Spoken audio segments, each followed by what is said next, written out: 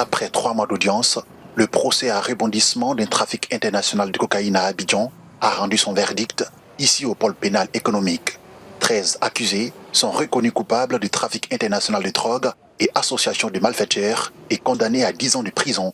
Parmi eux, le cerveau du réseau, le narcotrafiquant espagnol Miguel Deveza et son bras droit, le Colombien Gustavo Valencia Sepulveda. L'État de Côte d'Ivoire aujourd'hui a atteint ce niveau de développement. Vous savez que le développement attire également des malfaiteurs. Et les autorités de Côte d'Ivoire ont décidé de sévir, ont décidé de mettre un terme et à bouter hors de nos territoires ces personnes qui viennent effectivement travestir notre jeunesse, notre territoire. Et c'est l'occasion de féliciter tous les acteurs, toutes les forces de défense et de sécurité qui œuvrent inlassablement à protéger nos concitoyens des faits et des méfaits de ces personnes redoutables. Plusieurs personnalités ivoiriennes ont été également condamnées.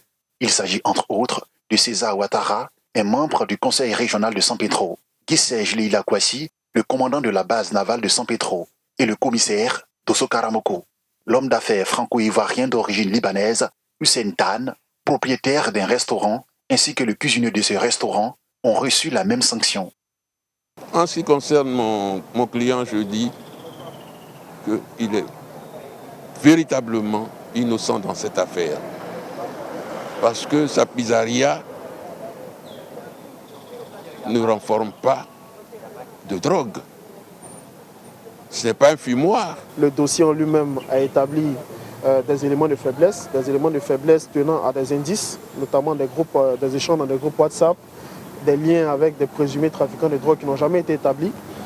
Donc nous avons, lors de notre plaidoirie, démontré en quoi M. Sentan n'avait rien à voir avec ce dossier de trafic de drogue et également s'agissant de la poursuite complémentaire.